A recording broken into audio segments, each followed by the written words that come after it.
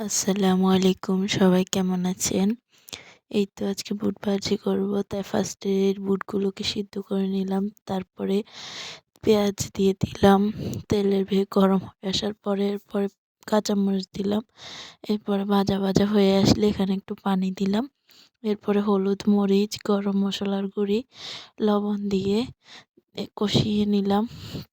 কষানো হয়ে গেলে এখানে আমি আধা ভাঙা করে আলু ভেঙে রেখেছিলাম, ওইগুলো দিয়ে দিলাম।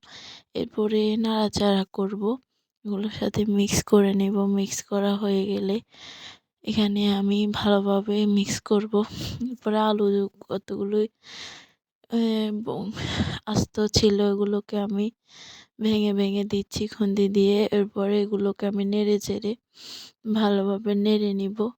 এরপর বুটগুলো দিয়ে দিব। দেওয়ার পরে কিছুক্ষণ পরে আমি এগুলোকে দেখলাম হয়ে গিয়েছে। এরপর আমি এগুলোকে নামিয়ে নিলাম। এই তো আমার বুট হয়ে গিয়েছে।